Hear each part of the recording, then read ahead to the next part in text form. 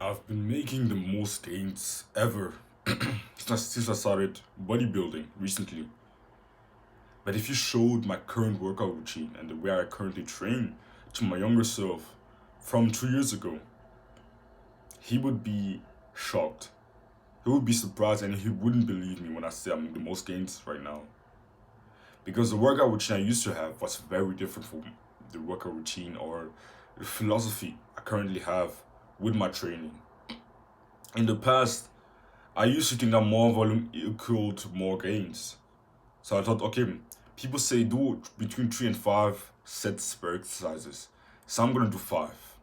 I'm gonna do five on every exercise, and I'm gonna like 7 exercises if I can. And I'm gonna do 2.5 hour long workouts. Thinking it was more productive, but it wasn't because I wasn't progressing there. I wasn't getting stronger. I wasn't growing. And it took me a while to actually realize that you don't need to do more to make more gains. And sometimes, very often, doing less will help you make more gains. And that's the main thing that's changed in my routine and training philosophy. That's helped me make the most gains ever. So I've been doing around 2 sets, like I'm doing 2 sets per exercises. Not anymore. I don't do 3 sets, 4 sets, no. I do at most 2 sets per exercise, and I do 5 to 6 exercises per session. I run a push pull leg, a routine or split. 2 sets per exercises, 5 to 6 exercises per session. So 10 to 12 sets per session. And it's been super effective. It's been super effective to train like this. And it's still mind blowing to me that I was sitting there.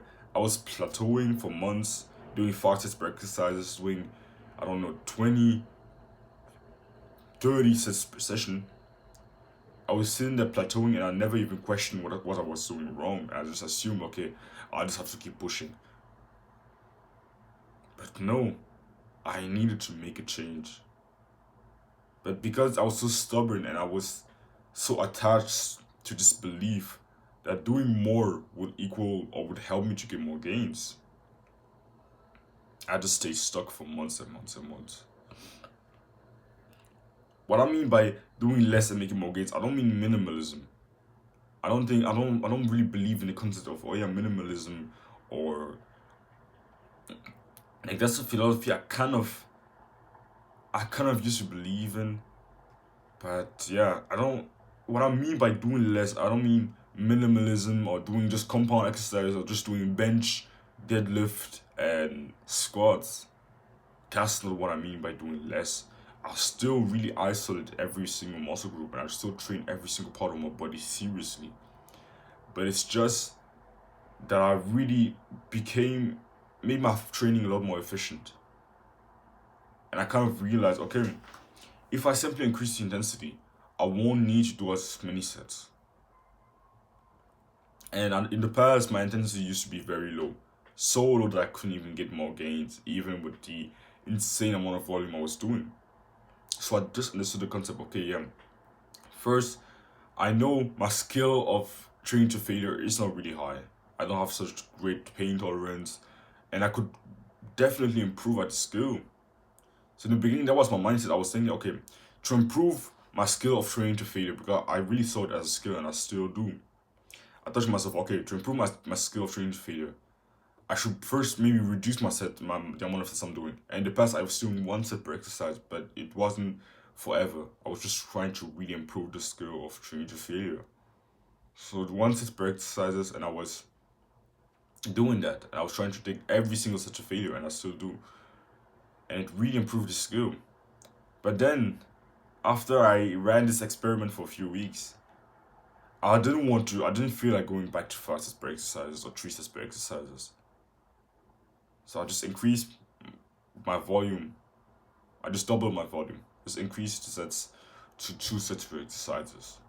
And that was a philosophy that two influencers that I really looked up to were really talking about and really following themselves. First, Alex Leonidas and Max Ucida. It's two very big guys, very muscular, very strong guys that I really respect.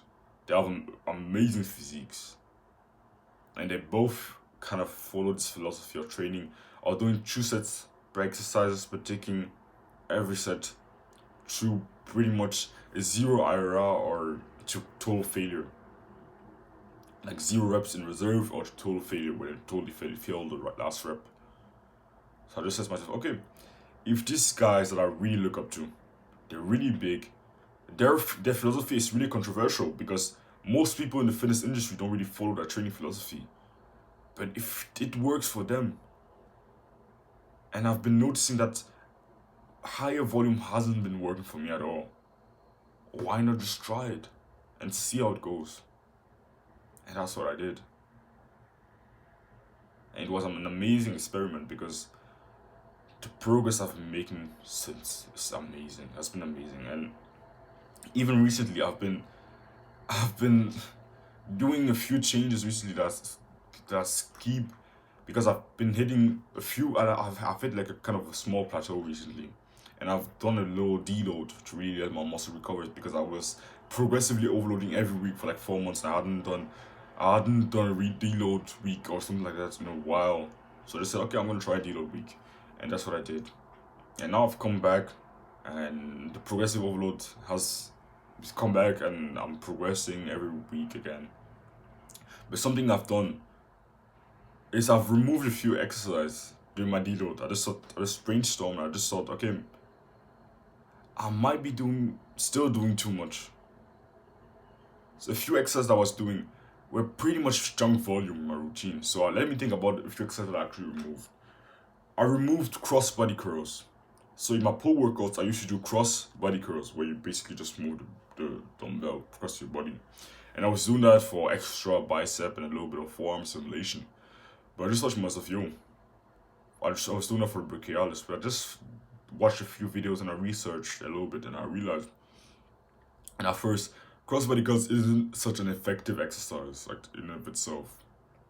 And when I really thought about it, it was just really fatiguing my bicep for no reason. Like, of course, it maybe gave me extra brachialis stimulation or something like that, but in of itself, I was already doing chin-ups and barbell curls for my biceps. So adding a third exercise was pretty much just junk volume and just fatiguing my bicep for no reason. And I was also doing cross body curls before bicep curls. So by the time I was doing my barbell curls, my biceps were already very fatigued, and it was difficult to actually progressively overload on barbell curls. So I just thought to myself, okay, let's remove that one. And a long time ago, a few months ago, I removed shoulder press. I used to do shoulder press for extra front delts stimulation. I just thought it was really fun. I just thought shoulder press, I really find it very, very enjoyable because it just feels super chatty, like standing up, moving some weights overhead. And it was really, really fun. But I removed it because I wasn't really progressively overloading on it, because my front delts were already so fatigued by the time I was doing shoulder press.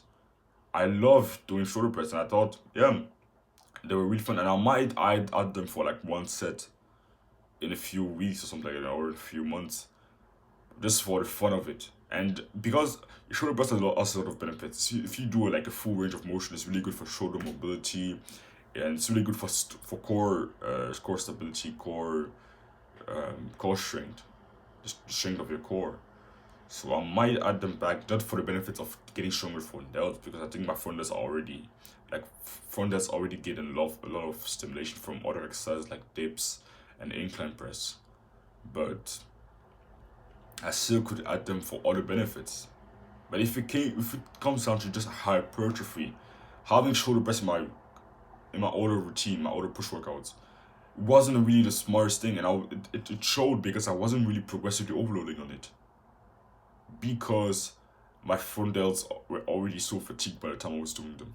So if I do them again, and I want to do them to get really strong at them, the best thing would be to probably do it in the beginning of my workout. So yeah, I've removed a lot of exercises to be able to progressively overload. Really, I've removed a lot of them. And I just do a maximum of 2 exercises per muscle group. Maximum of 2. So most of the time 1. 2 exercises per muscle group. And it's because when I do 3, I'm just not able to progressively overload. And it makes sense because the third exercise is basically just junk volume. And even when I do 2, I'll make sure I do 2 that aren't just the same exercise. I just hit the muscle group in the exact same way. I'll make sure I do an exercise that I do 2 exercises that hit the muscle group differently. So, for example, for chest, I do 2 exercises for chest. One is dips, like weighted dips with a deep stretch, and the second one is incline dumbbell press with a deep stretch again. Dips hit more of the middle, lower chest. Incline press, it's more like, especially the way I do it, it's more of like a lot more of the upper part of the chest. So it still hits the chest, but my upper chest isn't fatigued at all when I go to do incline press. So I'm able to progressively overload just fine with that. So as you can see, I've put progressive overload at the forefront of my training. I've made it the priority because I've been learning a lot recently that progressive overload, even for people that train for bodybuilding and hypertrophy, is still an amazing indicator to if you're building muscle or not.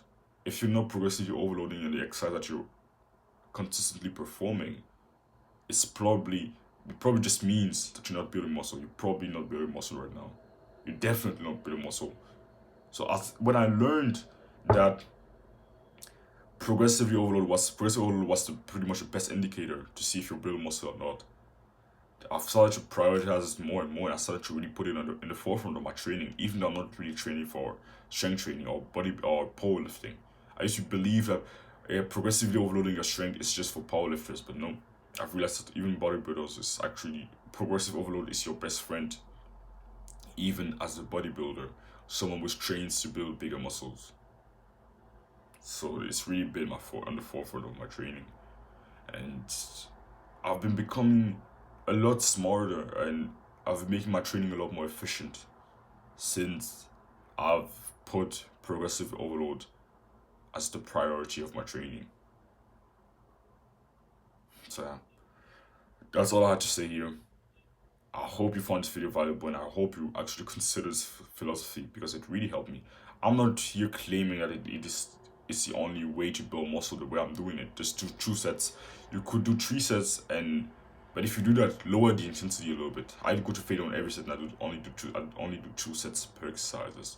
But if you decide to do 3 sets, 4 sets, I wouldn't recommend 5, but 3 or 4 sets. Then the intensity should of course be a lot lower. But just understand there's a limit to how low your training intensity can be. And I've heard of some studies, and I've heard a lot of people that I really look up to and I really respect talk about some studies that said that if you want to build muscle effectively and fast and everything, you need to be training with at most 2 reps in reserve on pretty much every single working set that you do.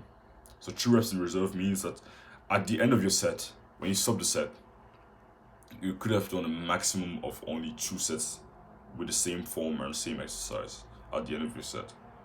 If you could have done 3 or 4, you weren't training hard enough, and the set wasn't as effective as it could have been. So this understand that you don't have to follow this exact plan or philosophy or this method that I'm following I'm pointing out to you. You don't have to do only 2 sets and go to failure on every set. No, it's been the most effective for me, and that's why I really preach this philosophy with so much passion, because it really changed everything for me. But you don't have to do it. So yeah, hope you found this video valuable. If you're interested in my fitness coaching, then you can click the first link in the description. And yeah, don't want to listen to comfort, chase it.